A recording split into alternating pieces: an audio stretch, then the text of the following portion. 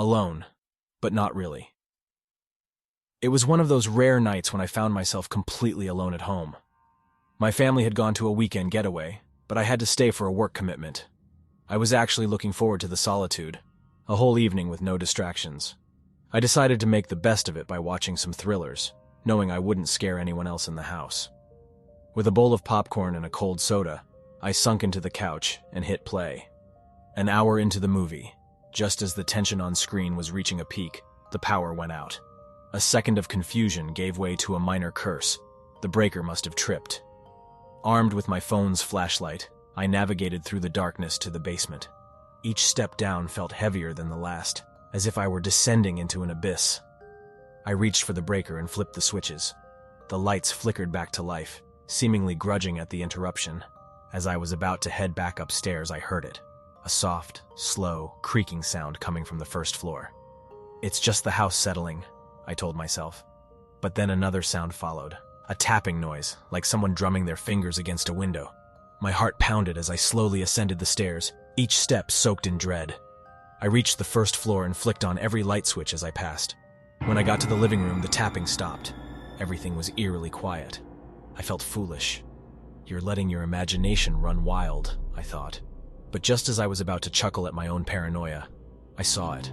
The reflection of someone standing behind me in the TV screen. I froze, unable to turn around, my eyes locked onto the figure in the reflection. It was shadowy, almost formless, with a malevolence that felt palpable even from a reflection. My heart felt like it was about to explode. I was too petrified to move, to scream, even to breathe. Summoning every ounce of courage, I finally turned around. But there was nothing. No shadowy figure, no ominous presence. Just an empty room bathed in the artificial glow of overhead lights. I searched the entire house, double-checking all the locks, and even peered into the yard. There was no sign of anyone. I tried to convince myself it was all a figment of my imagination, amplified by the suspense film and the solitude. Yet, the atmosphere had changed. The house no longer felt empty. I was not alone. Forsaking my earlier plans, I bolted to my room, locked the door, and pushed a dresser against it for good measure. I spent the night wide awake, every little noise magnified by the darkness outside and the relentless fear within me. Morning light eventually crept through my windows, chasing away the shadows and my imagined fears. I moved the dresser aside and cautiously stepped out. The house was just as I had left it, locked, secure, and empty. But as I walked downstairs, I noticed something that sent a shiver down my spine. On the coffee table right next to the TV remote was a piece of paper.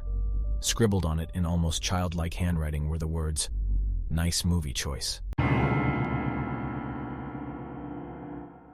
I've never felt truly alone in the house since that night.